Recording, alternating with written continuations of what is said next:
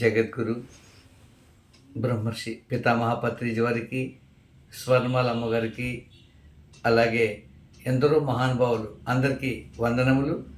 సంక్రాంతి, భోగి, కనుమ శుభాకాంక్షలు. సంక్రాంతి, భోగి, కనుమ శుభాకాంక్షలు. భోగి, సంక్రాంతి, కనుమ శుభాకాంక్షలతో ఈరోజు భోగి పండుగ యొక్క విశిష్టత కోసం క్లుప్తంగా మాట్లాడుకుందామా?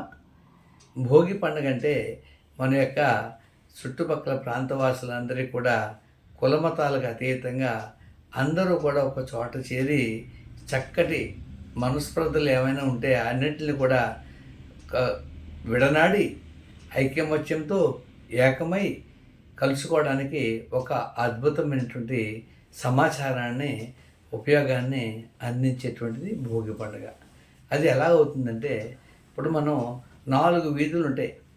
ఏ గ్రామానికి, ప్రతి గ్రామానికి కూడా 4 వీధుల కూడళ్ళలో యొక్క ఇంటిలో ఉన్నటువంటి పాత కలప సామాగ్రి వృధాగా ఏదైతే ఉందో దాన్ని తీసుకుని వెళ్ళి ఈ చలిమంట కోసం భోగి అని చెప్పేసి మంట వేసి ఆ మంటలో వేసి అందరూ చక్కటి ఒకరిని ఒకరు పలకరించుకుంటూ ఎన్నాళ్ళ నుంచో అటు మొహం ఇటు మొహం ఉండి పరస్పర అవగాహనతో ఉంటూ కాలాన్ని గడుపుతున్న వారందరూ ఒక చోటకు చేరి వారి యొక్క మనోభావాలన్నింటినీ కూడా ఏకం చేసుకుని ఐక్యతగా ఈ యొక్క పండగను ఈ మంట దగ్గర కలుసుకోవడం కోసం మళ్ళీ సంవత్సరాంతం వరకు కూడా ఎప్పుడు కూడా వారు మాట పట్టింపులు, ఈ యొక్క విరోధాలన్నింటినీ విడనాడి ఆ యొక్క భోగి మంటలో వాటిని దగ్ధం చేసినట్టుగా వాటిని దగ్ధం చేసుకుని క్లియర్ చేసుకుని చక్కగా కలిసి ఉండడం కోసం ఒక అద్భుతమైన ఒక ప్రకృతి సహజ సిద్ధమైన ఈ పండగ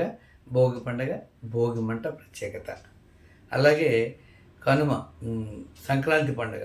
సంక్రాంతి అంటే సంక్రాంతి మన యొక్క ప్రజానీకంలో ఉన్నటువంటి జీవితాల్లో ఉన్నటువంటి చీకటిని, అజ్ఞానాన్ని, అంధకారం లాంటి మనోభావాలన్నింటినీ కూడా మర్చిపోయి వారి యొక్క పితృదేవతల్ని, వారి యొక్క హాస్టల్గా ఎవరైతే ఉన్నారో వారిని తలుచుకుని ఆ ఊరిలో ఉన్నటువంటి ఒక వృద్ధ మహిళలు కానీ పురుషులు కానీ ఎవరైనా ఉంటే వారిని తీసుకొచ్చి ఆ యొక్క పెద్దలు అనేటువంటి కాలం శరీరం విడిచిపెట్టినటువంటి కాలం చెల్లించుకున్నటువంటి వారి పేరిట వారికి చక్కటి ఆ రోజుని తీసుకొచ్చి వారికి తలాల స్నానం చేయించి చక్కటి పిండి వంటలతో భోజనం పెట్టి కొత్త బట్టలు ఇచ్చి వారికి తాంబూలం ఇచ్చి వారిని సంతోషపెడతారు. మిగతా రోజుల్లో వారికి సౌకర్యం చేయడానికి వీరికి తీరుకుండదు. వారి పనులు వారి, వీరి పనులు వీరి. ఈ సంక్రాంతి యొక్క సూర్యుడు భూమధ్య రేఖకు తిన్నంగా ఉత్తరాయణ నుంచి దక్షిణాయనం నుంచి ఉత్తరాయణానికి మారడానికి భూగోళానికి భూమధ్య రేఖకు చక్కటి నిదానంగా వచ్చేటువంటి సూర్య కిరణాల యొక్క సూర్యుని యొక్క విశిష్టతను కూడా మనం సంక్రాంతి రోజున తెలుసుకోవాల్సిన విషయం ఉంది. ఈ రోజు నుంచి పెద్ద పండుగ అంటే సంక్రాంతి నుంచి సూర్యుడు ఉత్తరాయణం నుంచి దక్షిణాయనానికి మారేటువంటిది, దక్షిణాయనంలో కానీ ఉంటే ఉత్తరాయణానికి మారేటువంటి ఈ యొక్క రోజు ఇది. ఇంచేత ఇది పెద్దలందరినీ గౌరవించి వారికి చక్కటి మర్యాద చేసే రోజు పెద్ద పండుగ. తర్వాత కనుమ పండుగ.